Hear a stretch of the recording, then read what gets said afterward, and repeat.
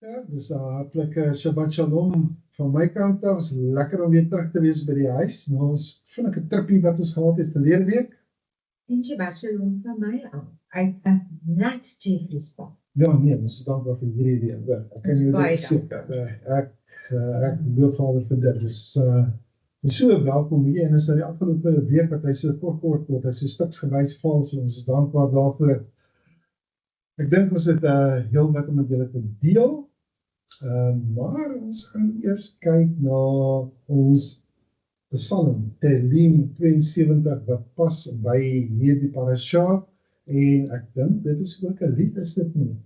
Ja, ons gaan om nie lees nie, ons gaan om in 'n liedvorm luister. So, ja, hier is dit.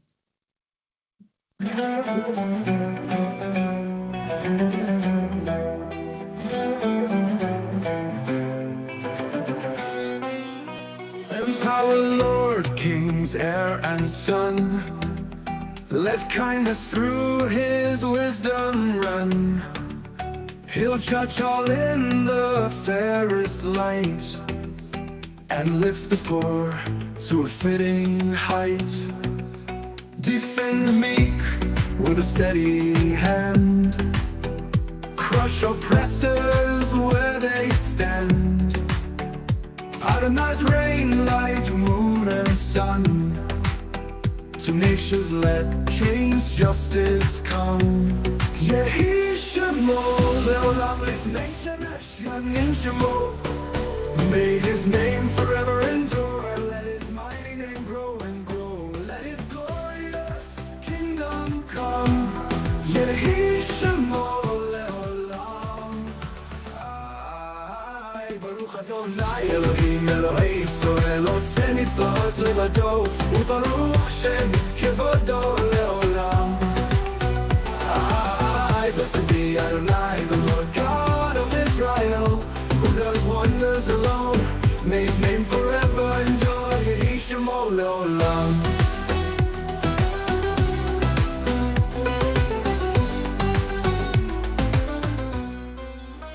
As welcome rain in the valleys green, like showers of water, silver sheen. Let righteousness his days increase. As scattered stars, let there be peace. From sea to sea, his reign may spread. Ends of the earth and every land.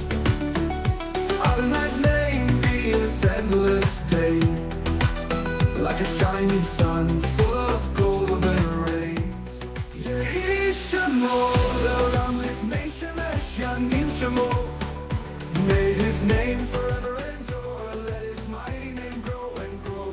Let his glorious kingdom come. Yehi Shemo le'olam. Baruch Adonai Elohim Elohei Yisrael Oseh niflot levado Ubaruch Shem Kevodo le'olam. Blessed be Adonai, the Lord God of Israel, who does wonders alone. May his name forever endure. Yehi Shemo le'olam.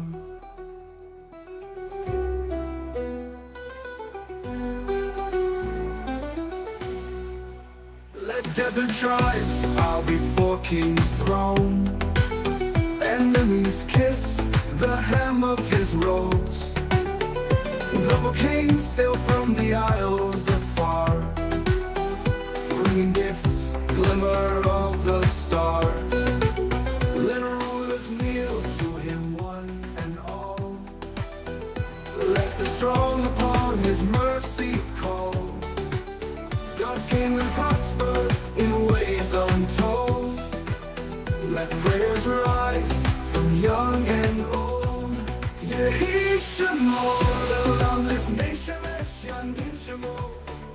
May his name forever endure, let his mighty name grow and grow, let his glorious kingdom come. Yehi Shemo Leolam, Yehi Shemo.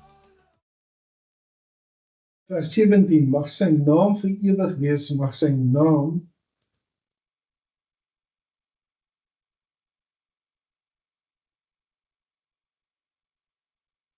uitspreek, solank as daar die son daar is. Dit is die ding wat my opgeval het. Mag sy naam vir ewig wees, mag sy naam uitspreek, solank as die son daar is.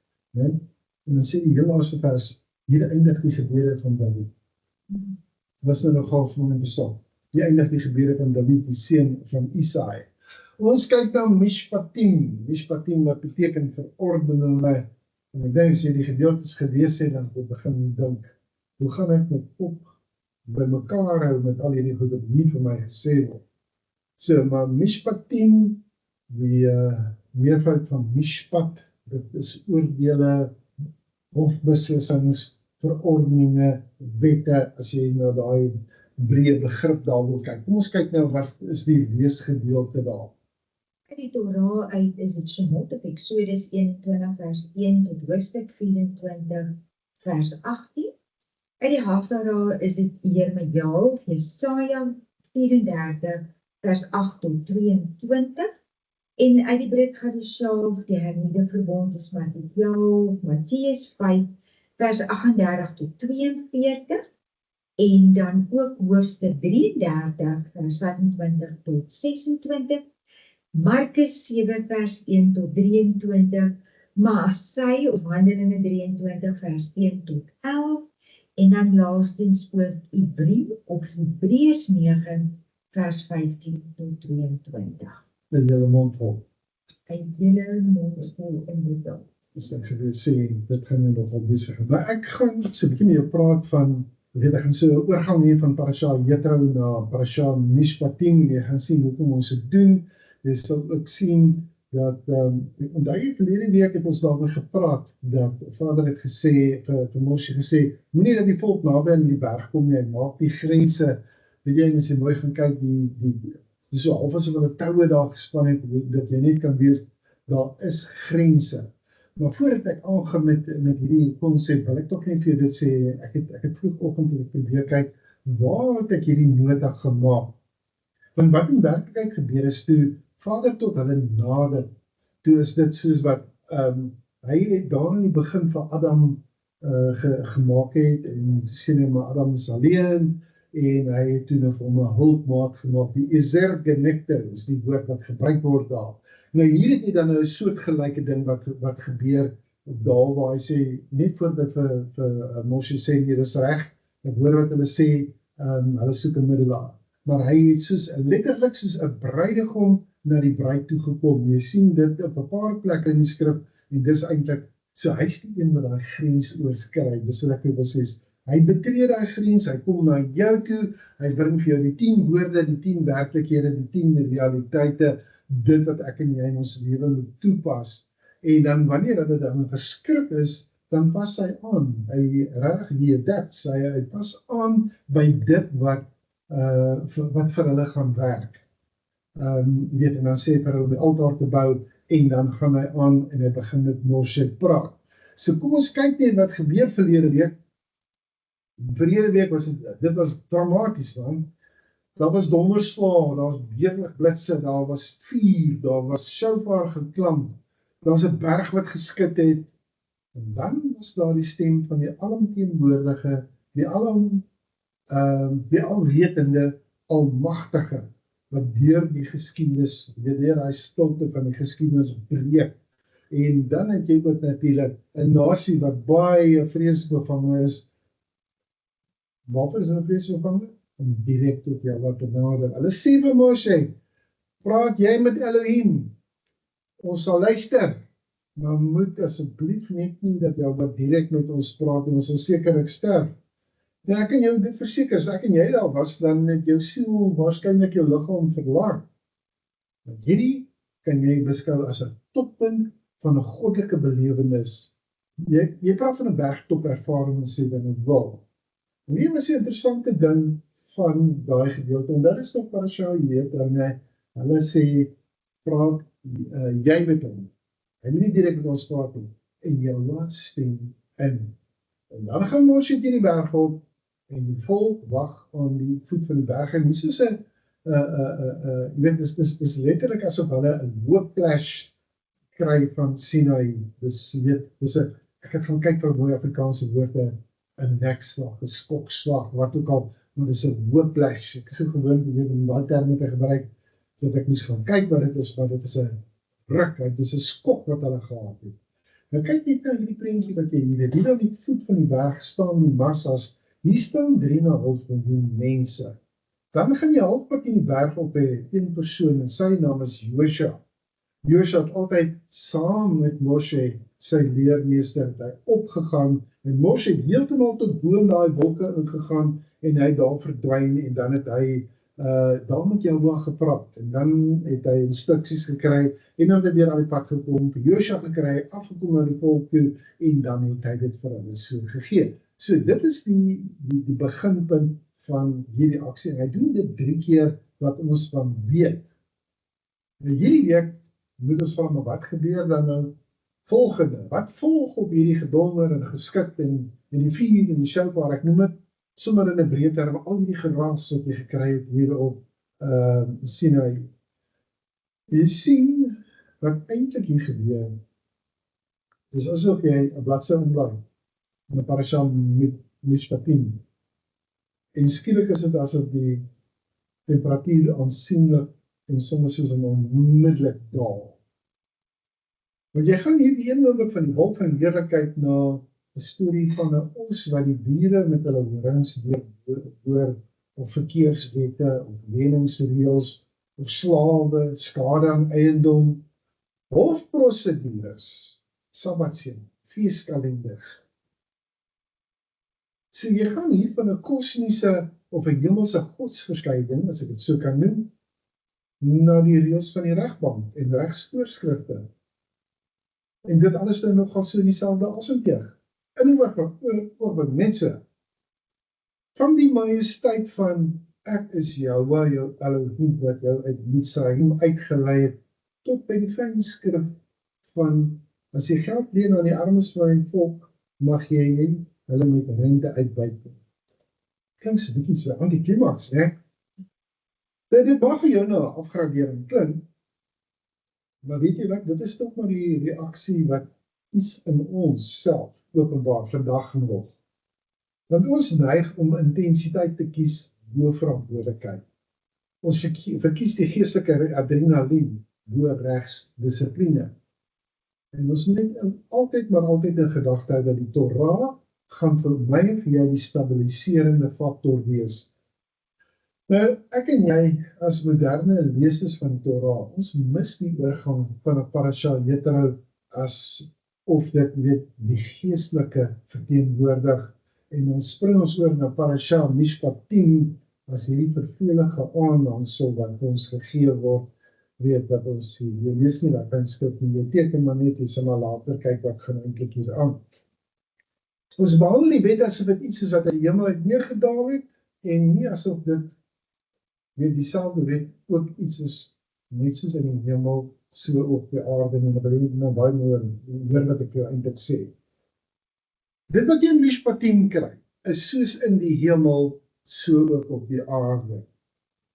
Ek gaan eintlik net myself eers hier onderbreek, ek wil net gou vir jou iets uitwys wat ons Messias, Yeshua, ons bruidegom, dan hy's my jou bruidegom, wat hy uitgelig het. So kom ons kyk net wat sê hy hier. Matteus 18:18. Amen, ek sê vir julle, alles wat julle op die aarde bind, sal in die hemel gebonde wees, en alles wat julle op die aarde ontbind, sal in die hemel ontbonde wees.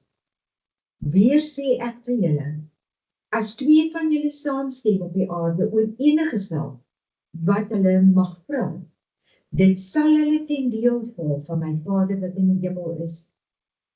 Want waar 2 of 3 in my naam vergader, daar is ek in hulle midde. So wat probeer ek vir jou hierso sê? Sal in die hemel gebonde wees. Met ander woorde, dit wat jy toelaat, sal in die hemel toegelaat word. Dit wat jy hier op aarde verbied, sal in die hemel verbied word. Kan jy sien wat is die interaksie tussen die hemel en die aarde? En ek wil hê dat jy sal sien dat dit is wat met Mishpatim gebeur. Dis nie asof dit daar van die berg Sinaï afkom hier na die volk toe en dis nou maar hoe hulle hier op aarde gaan lewe en asof dit nie geestelike gevolge het nie. Elke wet, elke Mishpatim, elke verordening het dieselfde waarde as die 10 woorde wat jy verlede week van gelees het. Daai 10 realiteite, né? Ek meen, Yeshua se gebed is op Onse Vader wat in die hemel is, laat u naam geheilig word, laat u koninkryk kom, soos in die hemel, so ook op die aarde. Mishpatim is soos in die hemel. Moenie dat ons nou sommer net begin strepe deurtrek en sê, ag wel, dis nou net siviele wette, of morele wette, of wat ook al, en ons kan kies watter van hulle wil ons doen en watter van hulle wil ons nie doen. So, hierdie is nie 'n vervelige aanhangsel wat ek nou vir jou gaan voorhou. As jy so gaan kyk daarna, weet dis 'n katastrofiese en 'n verkeerde beskouing van leierskap en van teologie, as jy dit sou doen. Goed, so, wat is die teses dan nou eintlik hier? Wat is dit waarna ek en jy dan moet kyk? Nou hierdie donderslae, hierdie weerligstrale, die blasmusjofar van Sinaï moet nou, dit verander nou skielik in 'n hofsaal struktuur. Dit moet so omskep word. Want van daai geraas, daai gedonder, né, wat jy kry daar van Sinaï af, dit verteenwoordig 'n visioen. Mishpatim is die struktuur wat verhoed dat daardie visioen verdamp of nie verdwyn. Ek wil vir jou sê, ek wil jou herinner, 45 dae van tevore was hierdie slawe, hierdie Israeliete, hulle het nog 'n slawe mentaliteit, né? En hierdie vryheid wat hulle het, is nog op hierdie stadium sonder 'n geregtelike orde. Wat hulle wel weet, is hulle die breinpatrone van dit wat hulle gekry het in Misraim.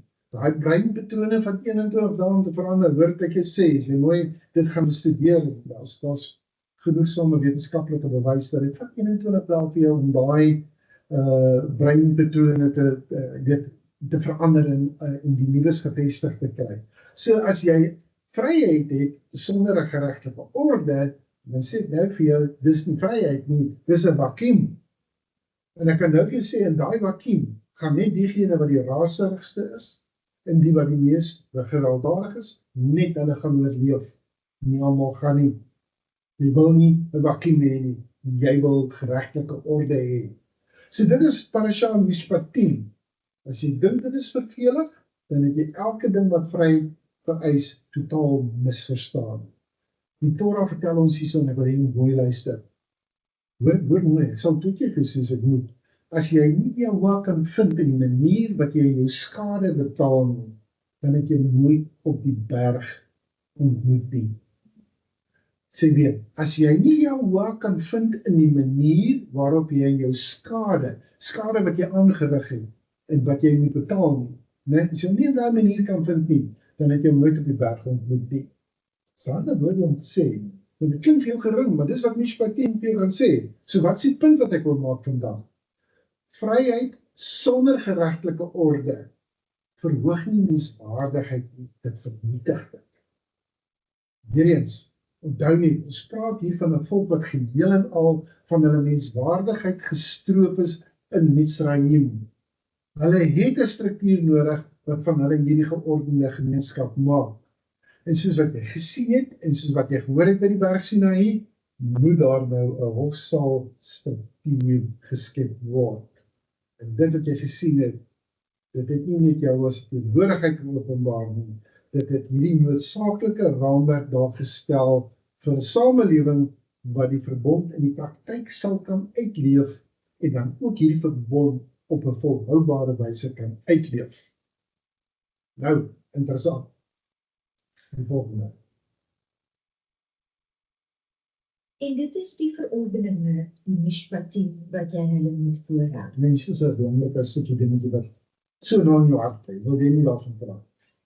Julle toe ons vanoggend sit, dis dit met 'n skok laat ons besef, nou julle weet dat ons het nou al gepraat oor die WAF, en ek wil net sê, ek het vanoggend ook met 'n paar mense gedeel, daar was 'n rede hoekom Vader gestop het, dat ek my getuienis gee of die uitlegging oor die woord wat ek gekry het, dat hierdie jaar die jaar van die WAF is.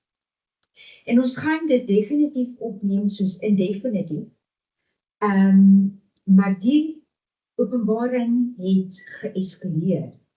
En Vader het in hierdie week nog verder het vir ons kom opbreek en vanoggend toe ons kom sit, toe val ons oog hierop dat dit is waarmee hierdie parasha begin. Met 'n Met wag. 'n wag. Met 'n wag. Met 'n wag.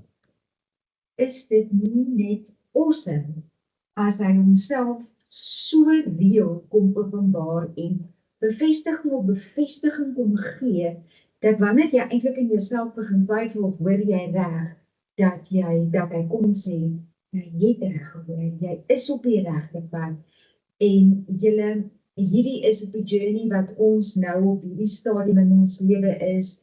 Baie van julle ken ons verhaal, maar terwille van die opname hiervan, wil ek net sê dat ons is in 'n proses waar Vader vir ons gesê het, lieflik gaan en ons moet trek. Ons moet uit die dorp uittrek. En ons getuienis en ons uitleg of openbaring oor die woord wat hy gegee het, hierdie jaar is die jaar van die WAF, sal ons in diepte ingaan. Ons gaan baie beslis. Nou, ek wil hê jy moet net kyk na wat sê hy daar. En, hy sê, die en maak baie saak. Dis wat hy daarvan kom. Wys jou, hierdie is nie 'n nuwe afdeling, so asof jy kan sê, weet, dit is nou afgeskei van die 10 woorde, die 10 werklikhede, die 10 gebooie. Hierdie mishpatim, hierdie wette, begin met 'n woord wat Rashi so beroemd neerpen, en noem dit be'ele, die woord en. Nou, eerstens neem net kennis wat gebeur struktureel hier. Jy kan nie die gee van die 10 gebooie, die asaret, die barot, soos wat hy genoem word, daar 10 uitsprake, jy kan dit nie afskei van die siviele wette wat nou gaan volg nie. Want die siviele wette verklaar nou die sogenaamde geestelike wette. Jy mag nie steel nie, jy mag nie oorspel pleeg nie, jy mag nie vals sweer nie, en so voorts. Nee? Daar is voordele vir nakoming, maar die Mishpatim gaan ook vir ons sê, dat daar is gevolge vir nie nakoming. En jy sien dat die 10 gebooie en Mishpatim is nie 2 verskillende dokumente nie. Dis nie godsdienstige wette versus sekulêre wette nie. So die 10 gebooie is die Aseret die Barot, soos wat hy genoem word, en die verordeninge, die hofbeslissings is die Mishpatim, en albei van hulle, hoor mooi, word van dieselfde berg vir jou gegee. En dis dieselfde Elohim wat spreek, en dis dieselfde stem wat dit sê. Hy sê, and these, kan jy sien op die skerm sê, and these, dit dui op 'n voortsetting van wat van tevore gesê is. Nou, ek gaan hierdie vir jou in Engels quote, die volgende wat Abraham Maslow sê, hy sê, the faith of the Hebrews is not meant to be just a religion of peak experiences, but of living in accordance with the divine will. Ons Hemelse Vader is in die besonderhede, soos wat ons in die parasha gaan sien. Bietjie meer oor die WAF, kom ek wys gou vir julle. Jy sien hierdie gaan nou vir jou sê, die WAF, nou verbind die Jod met ons wêreld. Jod, hy, WAF, hy, né? Dit verbind dit. As jy gaan kyk na die boonste gedeelte daar, die wêreld van Jahoua, jy kan sien die groot gedeelte, jy kan sien 2 woorde, en jy kan sien, daar's 'n afdaling na ons wêreld.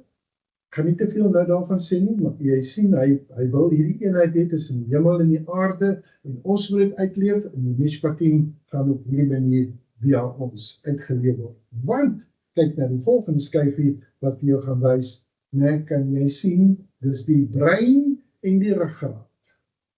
En die wat by ons saam met Sukkot by ons was, sal weet dat ons gepraat het van die siddur, wat die ruggraat vorm van ons gebede. So hierdie moet jy regtig dans nou kom connect. Ja, jy is die wat, jy is die mens, jy is die konneksie tussen die hemel en die aarde. En Vader het gesê dat ons 'n mens maak, sodat hulle oor die aarde kan heers. Dis tyd om jou identiteit op te neem. Daai een wat heers. Goed, nou gaan ek eers weer soetjie spring. Nou gaan ek na Lukas 4 toe.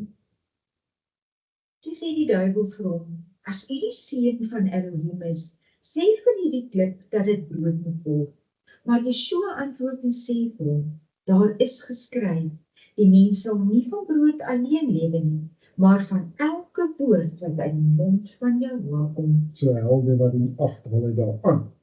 Ja.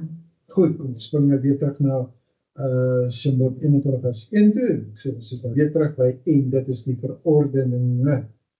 Goed, jy gaan sien dat met Mishpatim is Jahweh die argitek van hierdie morele realisme. Nou klink dit so groot woorde wat ek gebruik. So kom ons probeer dit afbreek wat ek sê. Die Torah gee nie voor dat ons engeltjies is nie. Die Torah neem aan, daar gaan eiendomsdispute wees. Ons gaan oomblikke van nalatigheid hê, die Torah maak voorsiening daarvoor. Hier reeds in Mishpatim, né? Hy neem elkaar dit aan. Jy gaan ook sien dat hierdie morele realisme gaan aanneem, daar gaan magswanbalanse wees, daar gaan slawe wees en wese wees. Hy maak voorsiening alreeds hier daarvoor. Goed, so kyk vir 'n oomblik daaroor, wat ek nou vir jou gaan sê, want ek kan nie elke van hierdie wette individueel bespreek nie, so ek gaan sê hier en daar vat aan 'n ding. So kom ons kyk vir 'n oomblik. Die wette oor die slawe, dit beperk hulle meesters, wat die meester mag doen en wat hulle nie mag doen met as slaaf nie. Daar's beseringswette, né, dit beperk vergelding, waar jy die reg in jou eie hande gaan neem.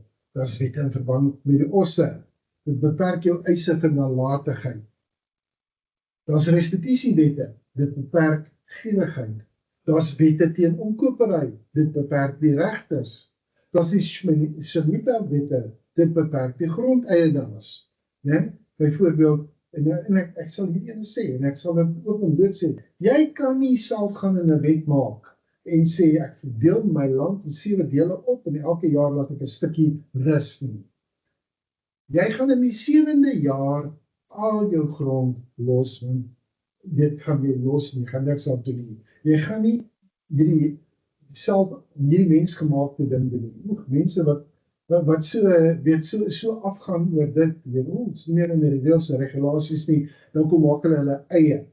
Daai Shemitah wette, dit beperk die grondeienaars, luister na wat sê Elohim, luister na wat hy vir ons te sê. Dan gee hy ook vir jou die Shabbat, dit beperk produksie. Nou ander woorde, jy gaan nie werk op die Shabbat nie. En jy sien, elke afdeling wat ek nou vir jou genoem het, dit beperk menslike mag. Wat wil dit sê? Vryheid sonder beperkings is ongereguleerde vryheid. En as jy ongereguleerde vryheid het, hoe lank dink jy gaan dit vat voordat daar 'n dominerende situasie gaan kom, waar iemand beheer, waar die beheergees gaan uitkom, 'n dominerende gees gaan uitkom, 'n manipulerende gees dat hy gaan uitkom. Ek sê nou weer, ek en jy weet, as daai mag nie ingeperk word nie, gaan daai selfde mag wat jy gekry het begin om mense te korrupteer. Hierdie sê moderne teorie wat ek nou vir jou vooruit mense, dis Torah antropologie. Nou gee ek my sê wat is Torah antropologie?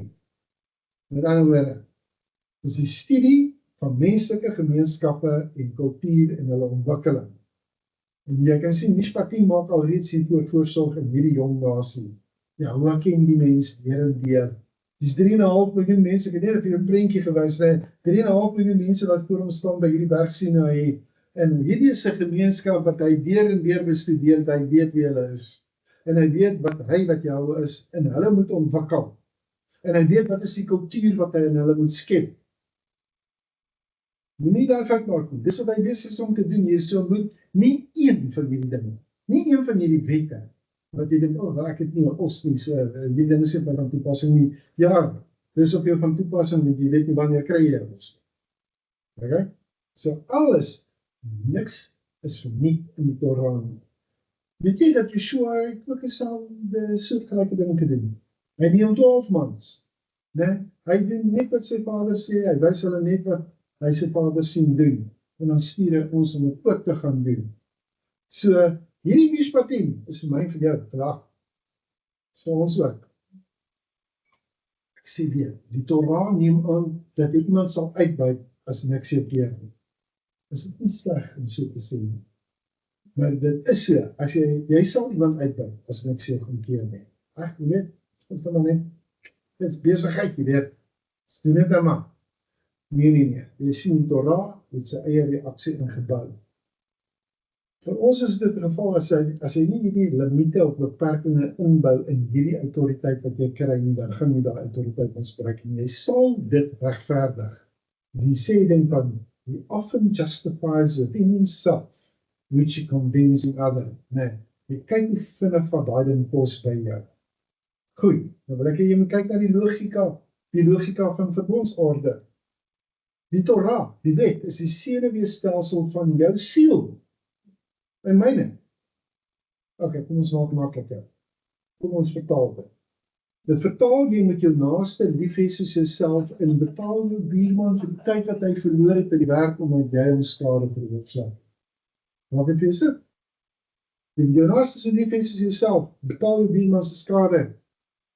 Ja, kom ons kyk na nog 'n logika, die logika van afgesonderde tyd. Jy sal sien, tussen al hierdie wette oor skadevergoeding, dan vloei daar wette oor die hou van die Shabbat en die feeste. Hoekom?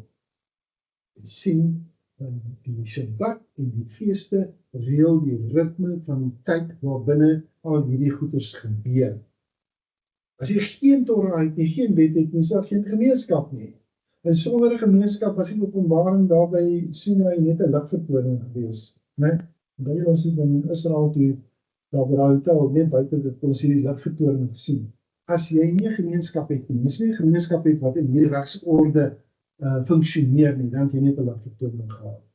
So nee, dis wat Vader sê, nee, ons gee julle hierdie hofsaalstruktuur, wat ons in hierdie gemeenskappe gaan inbou, en dit gaan die vuur van dit wat op Sinai gesê is, gaan dit huisves. So hy struktuur is iets wat hy gaan skep. Nou, jy sal sien my opskrifie daar sê, die struktuurstok waarvan die presidente leer belangrik is. En van baie mense gaan dit iets vreemd klink. Nou wat sê jy, wat waarde is 'n presidente leer? Kyk, kom ek sê vir jou so, as jy nou regtig gaan swat, dan kry jy jou graad, dan doen jy nou so 2 jaar leerklerkskap, en tussen die graad en leerklerkskap leer jy baie dinge, maar dit beteken nie dat elke wet, elke hofbeslissing, wat ook al reeds in jou kop is nie. Al wat hierdie goed gedoen het, is om jou te wys waarom dit gaan kry. Goed, dit is case law, soos hulle sê. So jy weet nou nie regtig, wat sê die wet vir jou rondom ons, wat nou jou slaaf deurboor het, en wat se regte het jy. Nou gaan kyk jy, wat sê die presidente leer, die vorige hofbeslissings, die vorige uitsprake, want hulle dieselfde uitspraak nie vir alles geld, verstaan jy? So, jy kyk na die individuele sake, maar dis die presidente leer. So, goed, so ek sê weer nou vir jou. Die Aseret had die berot, dis 10 woorde, en die Mishpatim kom van daai selfde berg af, dieselfde godspraak, dieselfde stem. Moet dit asseblief nie gaan skei nie. Ek vra jy mooi, moet dit nie doen nie. Moet niks van die Torah skei nie. Moet niks daarvan as absoluut is die Engelse woord, né? Vernietig, weggevat nie. Moet dit nie so beskei nie. Hoekom nie? Jy sien ons breine, ons moderne verstand, ons wil die 10 woorde afskei van die Mishpatim, en dink ons kan die Mishpatim nie, ons het dit nie meer nodig nie. Ons wil net die inspirerende goedjies sê, jy weet, soos, jy moet jou naaste lief hê. Jy weet, I'm so in love with Jesus. Nee, jy al lang gehoor. Dan vra jy jouself die ene, really, maar Yeshua het dan gesê, if you love me, keep my commandments. Wat nee, you in love with Jesus, jy doen geen van die commandments nie. Weet jy wat ek vir jou sê? Ons wil nie die inspirerende goed hê, maar die goed wat prosedureel is, dit wat prosedure verg, ons wil dit vir die prokureurs gee, en die wetgewers, en al daai ons, ons wil dit moet net nie deel wees van wat ons doen nie. Ek is jammer vir jou, 3,5 miljoen mense het daai boodskap gekry en jy kry dit ook. Dis deel van jou ook. So, ons beskou hierdie 10 gebooie as ewige morele beginsels, en dan vat ons Mishpatim as antieke nabye Oosterse regskode. En dis 'n ou kodetjie wat ons ontgroei het. Glad nie, dis nie 'n verbond werk nie, mense. Verbond is nie 'n abstrakte geestelike verbintenis nie. Wat is die verbond dan? Hoor nou mooi, ek gaan dit weer stadig sê. Dis 'n binding van 'n volk aan Jahwe en aan mekaar. Deur konkrete, afdwingbare, daaglikse verpligtinge. Moet ek weer vir jou sê, dis 'n binding van 'n volk aan die Elohim en aan mekaar. Jy moet Jahwe lief hê en jou naaste so lief hê as jouself. Ons word aan mekaar gebind deur hierdie konkrete, afdwingbare, daaglikse verpligtinge, ding wat ons elke dag gaan doen. So, Mishpatim is nie net 'n bylaag tot die 10 woorde nie. Dis die beliggaaming daarvan. Dit is hoe jy mag nie hoor nie lyk wanneer jou os iemand se slaaf doodmaak. Dit is hoe jy mag nie steel nie lyk wanneer jy jou buurman se gereedskap leen en dit moet teruggee nie. Dit is hoe jy mag nie valse getuienis af lê nie lyk in hof waar regters werklike besluite neem oor eiendom, skuld en beserings en dies meer, né? So, maak jy die ding vir jou sin. Ek weet diep dink hieroor, hoor. En dan jy dink in jou eie lewe, is jy besig om jou eie organisatoriese struktuur te behandel asof dit 'n geestelike dissipline is, of is dit nou net 'n administratiewe ongerief? Dink jy hierdie bestuurderheid van al hierdie wette is bietjie benede jou waardigheid? Ek sê vir jou, as jy so dink, dan sukkel jy om Sinai te verstaan. Jy word nie net inspirasie gegee nie, hy het prosedure gegee. Nee? Ek sê weer, jy almal het altyd hierdie visie, maar ek sê nou 'n visie sonder 'n struktuur is manipulasie en ek laat my dink hier in die vroeë 90er jare toe kom 'n man na my toe en hy sê nee, ons gaan hierdie kibbutz van ons bou. En daar's baie werk vir jou met kibbutz en 64 miljoen is betrokke in hierdie dinge en nou kyk 64 miljoen is baie geld. En die eerste vraag wat ek gehad het, en sê vir my, in hierdie 2 jaar voordat daai 64 miljoen inkom, en ek dan nou al hierdie werk gedoen het, waarvan gaan ek leef? Want ek klink vir my asof daar geld is nie. Jy sien, ouens sit op 'n visie, en hulle manipuleer om werk gratis vir hulle te doen, en hulle vat doet eenvoudig nie die struktuur onder jou uit. Dit is amper om te sê, jy maak voorsiening vir tirannie wat 'n plek soek om te gebeur, is net 'n kwessie van tyd. Goed, ons het nou gesien, na al hierdie geraas op Sinai word dit 'n hof gebou, wat nou, Sinai word nou 'n hofsaal, dis 'n raadsaal, daar in die wolk. Hierdie Mishpatim word nie net uit die hemel uit weggewerk nie, en aan die jong Israel gegee as wat nie meer deel is van die hemel nie, want dan moes jy op bewys hoe lyk die waar, né? Die waarheid is dat hierdie Mishpatim, hierdie verordeninge en wette nou onder die mense is en in hulle woon. Die koninkryk van die hemel is in ons. Mishpatim vorm daai reëls. Dis wat ons moet verstaan. Ons kyk na hierdie raamwerk vir geregtigheid. Ons moet kyk hoe ons mag inhou, sodat ons belofte aan Jahwe kan nakom. Ons kyk na die werklike inhoud. En dit is die verordeninge wat hulle moet voorhou. As jy 'n Levitiese slaaf koop, moet hy 6 jaar lank dien, maar in die 7de moet hy as vryman verniet weggaan. Dit is dan nie net 'n logik nie, maar 'n idee. Nie in ekskuus. Nee, die wat ek wou dit nog daar reg maak, snaaks genoeg, maar nie kan lyk soos 'n logik nie, dit is 'n breër. Dit is wat ek daar gesien, hoe dit lyk. Ja, so, okay, nou hier reg van die begin af, hier by die heel eerste ordonnansie, dan kry jy 'n wet wat die mag van die meester beperk. Die meester van die slaaf, né? Nie 'n wet wat die meester se eiendomsregte beskerm nie 'n wet wat die ekonomiese doeltreffendheid van hierdie meester dit maksimeer of meer maak nie. Jy kry 'n wet wat sê, jou ekonomiese gesag oor hierdie persoon het 'n ingeboude vervaldatum, my vriend, en dis verstommend. Want in elke ander antieke nabye Oosterse land of plek, nee, sal hulle vir jou sê, nee, slawerny is permanent, en 'n slaaf is 'n besitter, ek kan met hom doen wat ek wil, en dit maak sy wel. En jy sien, dis 'n status waarin jy val en waarin jy net nooit gaan ontsnap nie.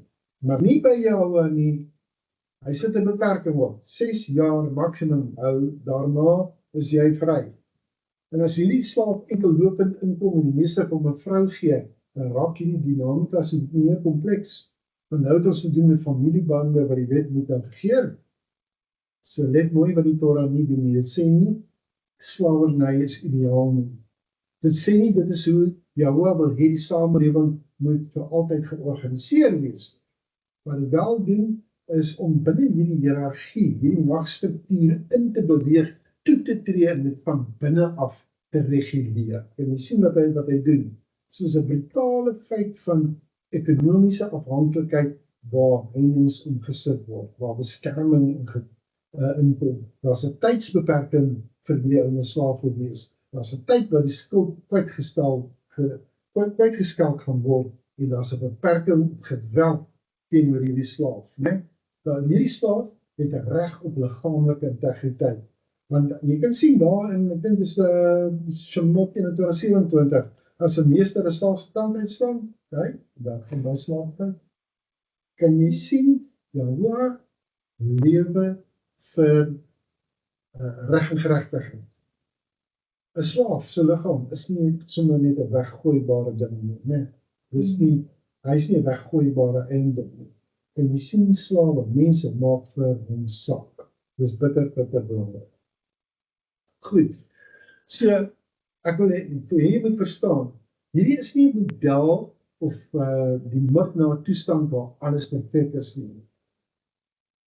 Die Torah, moet ons weet, is 'n grondwet, is 'n grondwet van die verbond vir morele realisme.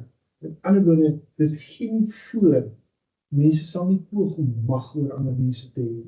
Dit fantaseer nie oor 'n wêreld waar iemand anders iets van skuld nie. Hy maak reeds voorsiening vir daai toestande. Nou dit sê, gegee die feit dat skuld bestaan, en omdat daar 'n hiërargie is, en omdat konflik ontstaan, hoe gaan ons hierdie struktureer om die werklikhede te hanteer, sodat ons nie menswaardigheid vernietig nie. Né? Ons is leiers, ons moet verstaan, ons gaan mag hê. Die vraag is maar net, hoe gaan jy daai mag aanwend? Gaan jy dit maksimaal aanwend, of gaan jy jou laat lei deur die bindende, beperkende ondernemings wat in die Torah vir jou gegee is? Bou jy byvoorbeeld 'n sabbatical, die Afrikaans daarvoor 'n sabbatverlof in jou autoriteit in? Bou jy meganismes in om jou te forceer, om mag op te gee wanneer dit definitief die Torah gaan oorskry? Kan jy sien, die verbond, die Torah, gaan aanneem dat jy sal neig om permanente afhanklikheid af te dwing. Moet nooit goeie bedoelings vertrou nie. Jy gaan sien, Jahoua het al reeds, wanneer jy daarna gaan kyk, 'n beperking in die wet ingebou. So moet dit nie as vir ewig beskyn nie. Ek wil net so 'n tussenpoortjie ietsie doen. Ek wil net jy met vir 'n oomblik aan die volgende ding, want ek weet wat sommige van julle dink. Dit klink asof die Torah slawerny nog steeds goedkeur. Dit laat mense steeds toe om ander mense te besit. En daar is baie lande in die wêreld waar dit nog so gaan, hoor. En jy is nie verkeerd as jy dit gespanne raak oor daai situasie nie, maar moenie te vinnig oor hierdie issue beweeg nie. Kyk mooi. Ons kyk wat doen Jahoua voordat ons hom kan kritiseer. Want ek sê weer, wat die Torah hier doen, is iets waar ons amper die vermoë verloor het om dit te verstaan. Die Torah werk van binne bestaande sosiale strukture, sodat dit jou kan vorm en dat aanbeweeg na geregtigheid toe. Nee, hy gaan poog om jou te verhoed om hierdie strukture net met dekrete weg mee te doen. Mense gaan in skuldgeval. Ekonomiese katastrofes gaan gebeur. Ja, sommige mense gaan hulle skuld moet afwerk. Ons kan net nie toelaat dat hulle vir ewig in hierdie kaste indeling inval nie. Wat is dit? Dis 'n sosiale klas mense. Ek weet veral in Indië kry jy dit. Dis 'n lae klas wat word beskou as die laagste van die laagste klas mense. Nou die Torah wil voorkom dat mense vir altyd in hierdie kaste, hierdie sosiale posisie vasgevang word.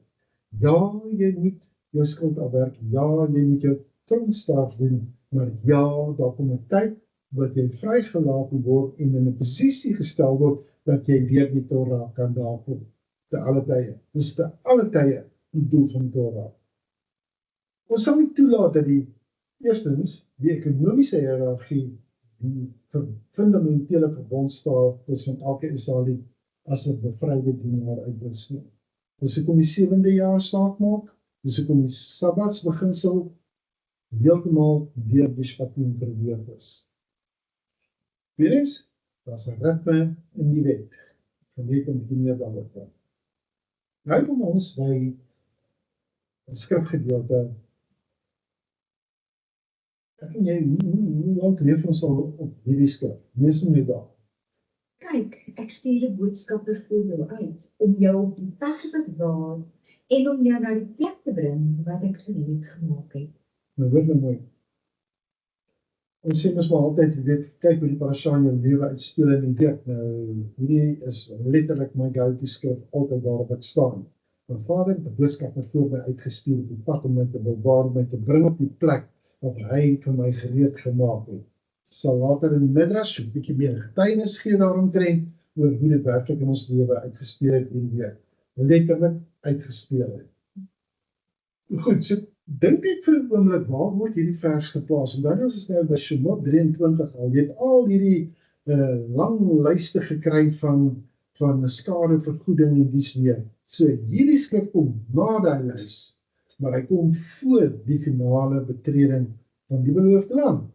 So al hierdie regulasies oor die lenings en die feeste na Shabbat en die Shabbatjare, daar die gebooie oor geregtigheid in die howe en die sorg vir die kwesbare mense, net skielik dan sê jou ek stuur my malak, my boodskapper, my engel, om julle te bewaar en te lei na die plek wat ek vir julle voorberei het.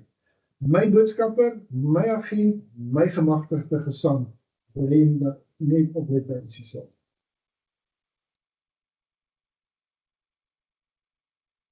Hierdie boodskapper is 'n brug. Dit kan selfs 'n leier wees. Dit kan 'n mens wees. Nie 'n perfekte wese nie, maar 'n verteenwoordiger van die naam. Ek wil vir jou iets uitlig hier. Ek het nou vir jou gesê, hy sê, om jou te bring na die plek wat ek vir jou reggemaak het. Maar die volgende skrif sê die volgende, vers 21, kyk wat sê. Bewaar jouself vir hom en luister na sy stem. Wees nie rebels teen hom nie, want hy sal julle oortreding nie vergewe nie. Want my naam is in hom. Maar as jy terdee na sy stem luister en alles doen wat ek sal sê, sal ek die vyand van jou vyande en die teestander van jou teestanders wees. Dis 'n bitter belangrike skrif om te laat luister, hoor. Kyk na die waarskuwing. Bewaar jouself hom, luister na sy stem, nie rebels wees teen hom nie, want hy sê die oortreding nie vergewe nie, want Jahwe se naam is in die boodskapper. En wag net so 'n bietjie. 'n Engel wat nie 'n oortreding wil vergewe nie. 'n Engel in wie Jahwe se naam woon. Dis ook nie 'n beskermende regering nie. Dis ook nie 'n troostende teenwoordigheid wat nou nie geruststellings mee oor gaan luister nie. Jy kan sien uit goddelike gesag wat bemiddel, hulle wou mos 'n middelaar gehad het. Hy verteenwoordig Jahwe se leiding. Hy is die verteenwoordiger wat absolute gehoorsaamheid eis en hy gaan ook nie vir tweede kans bied nie. Ons kyk wat hier aangaan. Mense het reeds gesê dat hulle wil nie 'n direkte goddelike ervaring of 'n encounter met Jahwe hê nie, want hulle kan dit nie hanteer nie. Laat Moshe met ons praat nie, Elohim nie. Maar verbond gaan vereis dat Vader se teenwoordigheid daar moet wees. Dit vereis leiding. Dit vereis 'n stem wat beveel. So, dan stimuleer jy wel 'n teenwoordigheid wat amper 'n direkte encounter is. Dis die engel. So, wees bewus van die bestaan van die engele en dat hulle nog steeds die werk het vandag. So, hulle gaan die mense, die 3,5 miljoen, hulle gaan die nabyheid van Jahweh se wil kry sonder dat hulle nodig het om 'n vernietigende vrees te hê vir hierdie heiligheid wat hy verg. Maar dit wat hulle nie verstaan nie, hulle kry nie veiligheid nie. Die engel is nie 'n goddelike butler nie. Ons gaan kyk wat is 'n butler en weet jy, ek kan 'n butler sien, weet, man met 'n lappie oor hom, hy's bedien in die restaurant. In ander woorde, hy's nie 'n huisbestuurder of 'n hoofknegt nie. Hy's ook nie daar om jou reis vir jou gemaklik te maak nie. Maar hy dra jou as 'n naam, hy dra jou as 'n gesag, hy dra jou as 'n aanspraak, en hy gaan dieselfde zero tolerance standaard hê vir rebellie. Dis wat jy wil. Dieselfde. Daar's zero verdraagsaamheid vir rebellie. Jy gaan dit sien sodat we in 'n paar weke gaan uitspeel, né?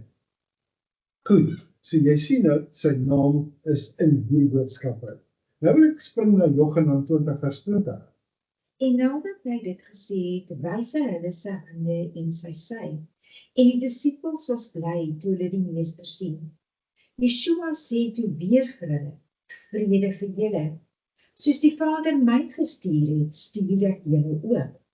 En nadat hy dit gesê, blaas hy op hulle en sê vir hulle, ontvang die afgesonderde Gees. As julle die mense hulle sondes vergewe, dan word dit hulle vergewe. As julle die mense hulle sondes hou, dan is dit. Ja, hoe nou net my daar net gou op jou sê. Soos die Vader my gestuur het, dan ander Yeshua soos die Vader vir my gedelegeerde autoriteit gegee het, so stuur ek julle uit en julle het ook gedelegeerde autoriteit. Toe blaas hy sê, ontvang die afgesonderde Gees. Sien in jou geestesoog, hy blaas oor jou en hy sê vir jou, ontvang die afgesonderde Gees. Met hierdie afgesonderde Gees het jy die autoriteit om Vader se werk te kan doen. Die werke wat hy vir jou voorberei, waarvan hy praat in Efesiërs 3. Hy sê sy naam is in hierdie, ek spring nou weer terug na Shemot 23 toe. So sy naam is in hierdie boodskappe, hy het gedelegeerde autoriteit, hy is nie 'n onafhanklike goddelikheid nie, is delegasie wat plaasvind, né?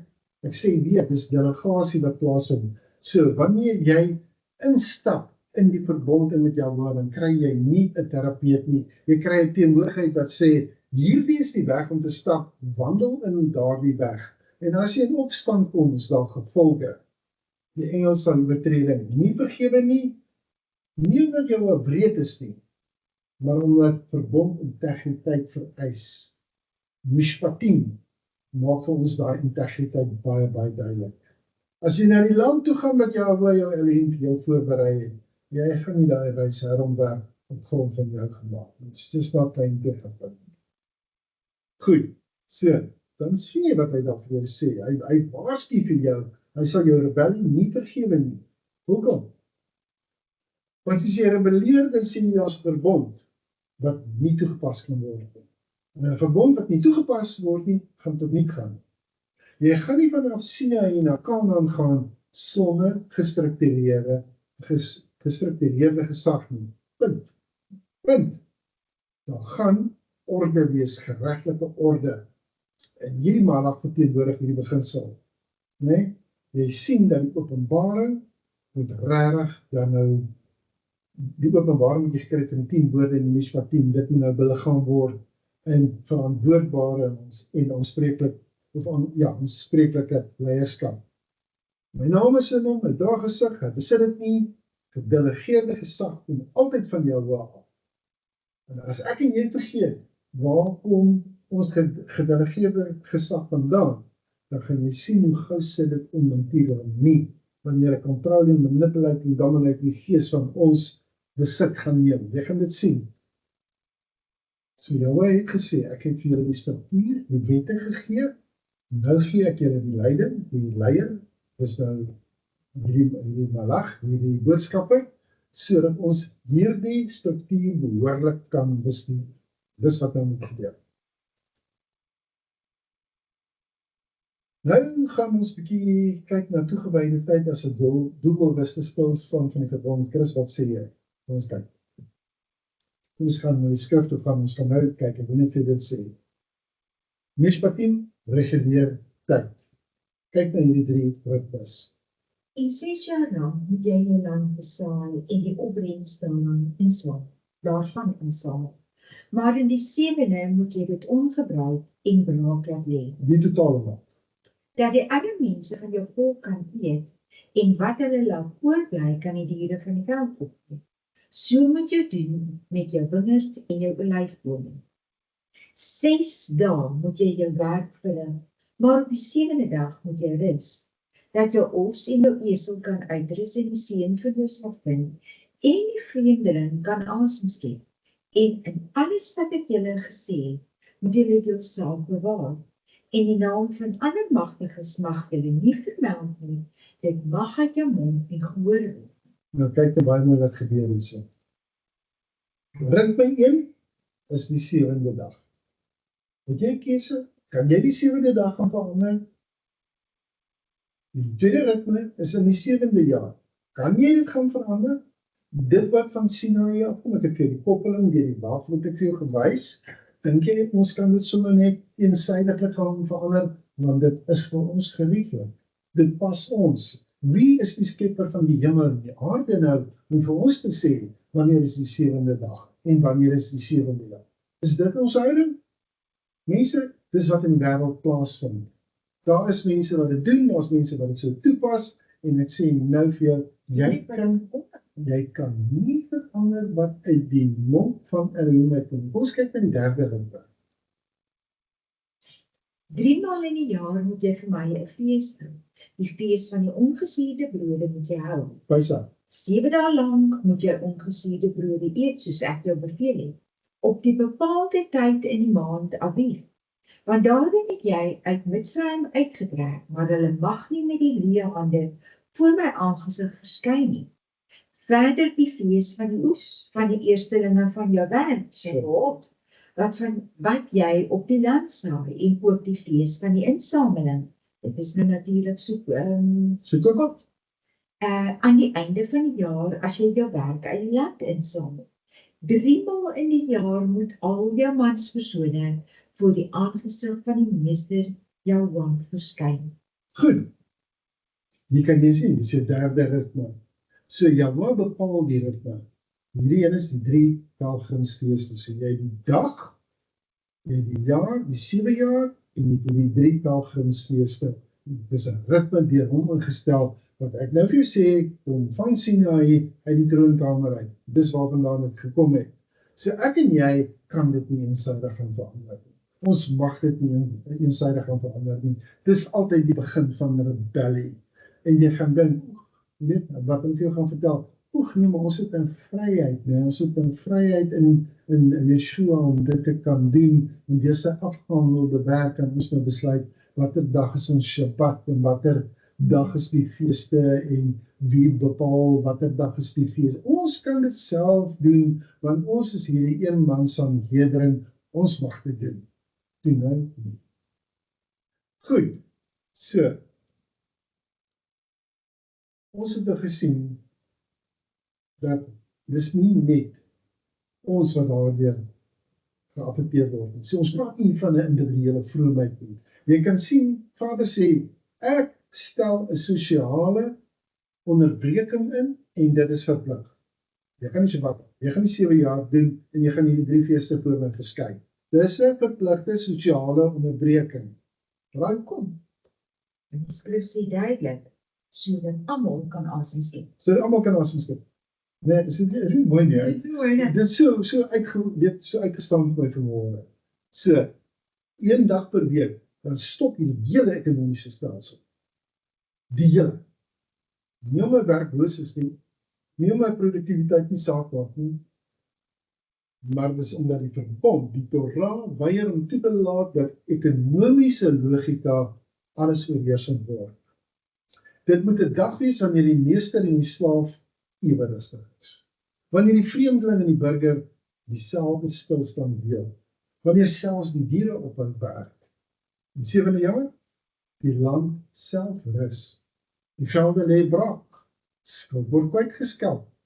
Dis iets wat die rykes vergeet.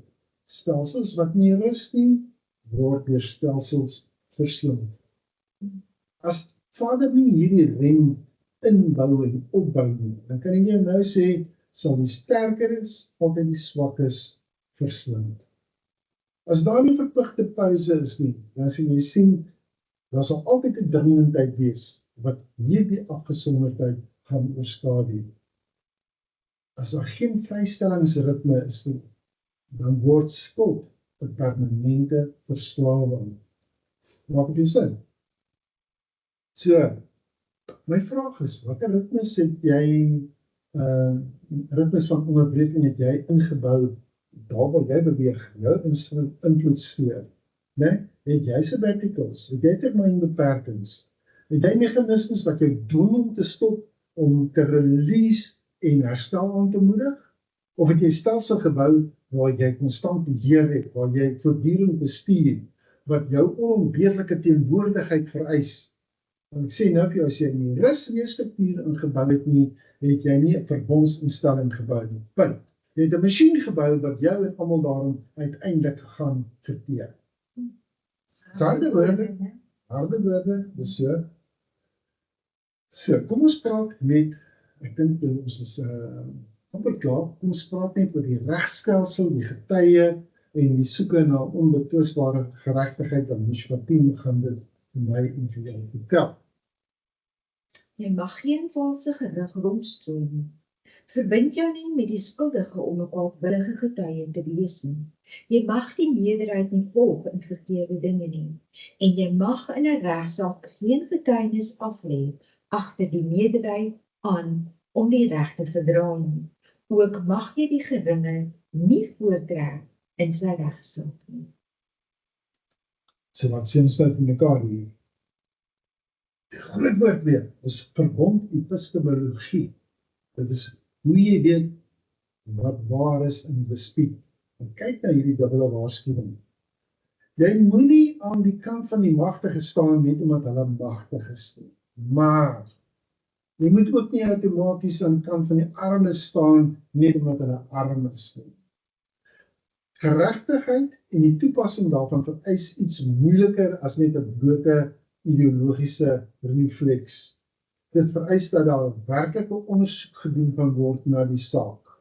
Dat daar werklike getuies in die saak gaan wees, né? Byvoorbeeld, wanneer word die maan gesien, dan moet werklike getuies wees wat deur 'n proses van 7 ondervragings gaan voordat daar gesê word, goed, dis ware getuies hierdie. So, werklike getuies word vereis.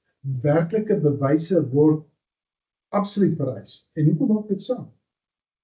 Want sentiment is nie geregtigheid nie en empatie is nie regspraak nie. Om jammer te voel vir iemand beteken nie, dit is reg nie, en dit werk na albei kante toe. Die rykes koop nie vonisse nie, maar die armes kry ook nie outomaties morele gesag. En jy sien hoe werk hierdie wisselwerking alreeds in die Torah ingebou. En is verstommend, maar ek kan net nie sê, wat in westerse lande gaan hulle oorboord met hierdie. Dis hoekom ek sê, dat dis maar vandag se wêreld die pad byster raak. Ons het geregtigheid verwar met identiteit. Ons kyk nie meer na die feite nie. Ons kyk na wie jy die storie om te vertel. Ons neem ook sommer aan dat die een wat swaar kry, is die een wat altyd reg is. En die een wat mag het, is die een wat altyd lieg. Maar wat sê die verbond? Nee, sê hy. Vind uit wat het werklik gebeur. Kry die getuies. Bring die bewyse. En dan, nadat jy die getuienis ondersoek het, dan vel jy 'n oordeel. En dis iets wat vir ons ononderhandelbaar is. Jy kan nie regverdig lei as jy net volgens jou gevoelens reageer nie. Jy kan nie standhouding opbou as jy die hartseerste storie gaan gebruik om 'n besluit op te neem in steede van die beste bewyse nie.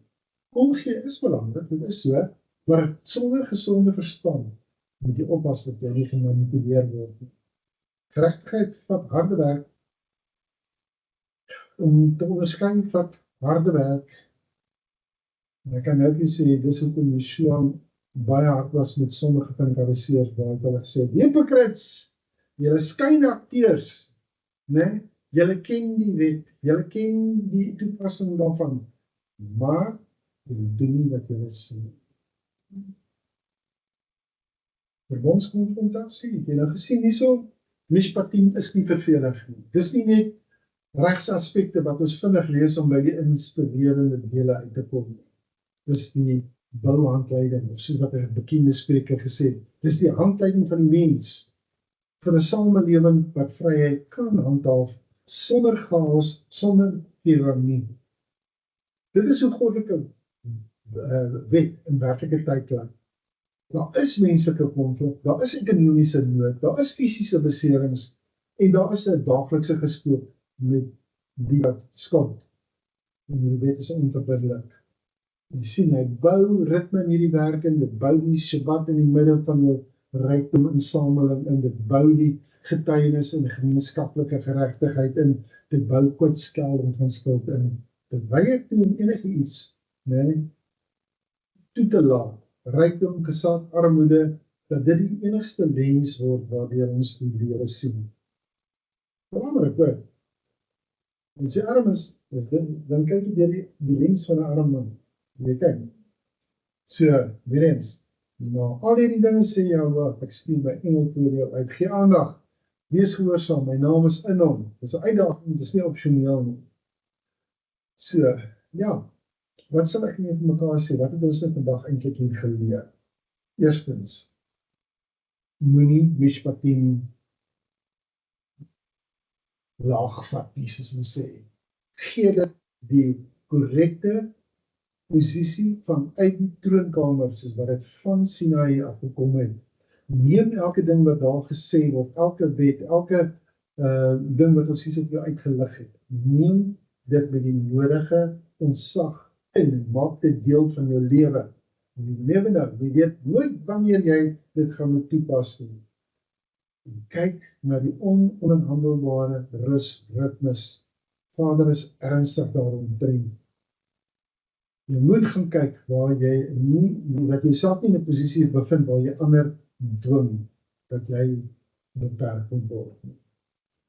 So ja, jy kan sien, Vader het onderskeidingsvermoë van ons gewerk en hy het struktuur ingebou in sy Torah in, wat ek en jy moet ontgin, wat ons moet ondersoek en wat ons moet toepas in ons lewe.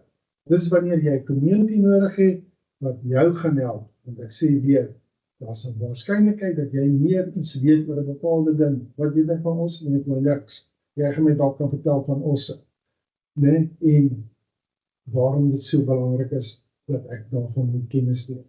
So ja, ek dink dit is wat ons hieruit leer, is moenie dit net sien as, 613 meter, hoe gaan ons ooit deur hierdie goed kom nie? Wel, ek gaan vir jou dit sê, jou landswette is baie maak van 40.000, 50.000, en die land verwag dat jy dit gaan nakom, en jy's okay daarmee. Wat van ons is okay daarmee om die Torah, al 613 wette te ken? Dit wat negatief is en dit wat positief is, en dit wat ons moet toepas. Vir mans kan ek jou nou al sê, dat is omtrent 100 van daardie 613, wat op jou van toepassing is. Wat op 'n vrou van toepassing is, kan nie op my van toepassing is. En omgekeerd. So ja, die engel is reeds voor jou uit. Die plek is reeds voorberei. Gaan jy sy leiding gehoorsaam? Gaan jy jou aan die struktuur onderwerp? Gaan jy daai verbond betree wat jou nie vlei nie, maar wat jou vorm?